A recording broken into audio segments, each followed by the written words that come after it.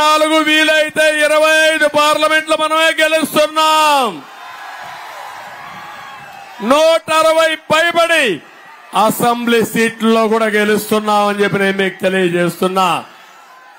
ఈ రాష్ట్రం బాగుపడాలంటే, తెలుగు జాతి మళ్ళా ముందుకు పోవాలంటే సైకో ఈ రాష్ట్రాన్ని నుంచి పారిపోయేట్టుగా చేస్తేనే ఇది సాధ్యం అని చెప్పి కూడా నేను మీకు తెలియజేస్తున్నా. ఒకే విషయం మిమ్మల్ని కోరుతున్నాను. ఇది రాజకీయ పార్టీల గెలుపు ఓటములు కాదు, తెలుగు జాతి గెలుపు ఓటములు, ఆంధ్రప్రదేశ్ రాష్ట్రం గెలుపు ఓటమని చెప్పి కూడా నేను మీకు తెలియజేస్తున్నా.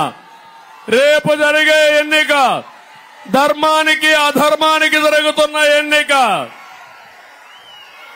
విధ్వంసానికి అభివృద్ధికి జరుగుతున్న ఎన్నికలు, జగన్ అహంకారానికి ప్రజల వాళ్ళ ఆస్తుల జవాబుదారీతనానికి మధ్య జరుగుతున్న ఎన్నికలు. రాతి యుగం పోవాలి, స్వర్ణయుగం రావాలి, దాని మధ్యనే రేపు జరుగుతున్న ఎన్నికలు.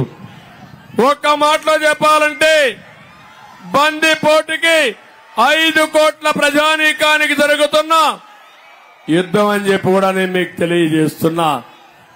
రేపే పోస్టల్ బ్యాలెట్లు ప్రారంభం అవుతున్నాయి.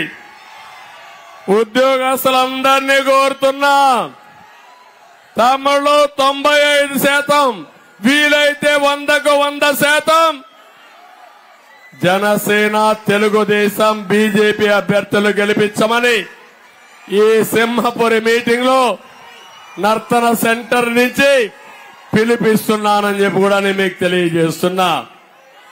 ఇంతేకాకుండా ఈరోజు మీరు ఒకసారి చూస్తే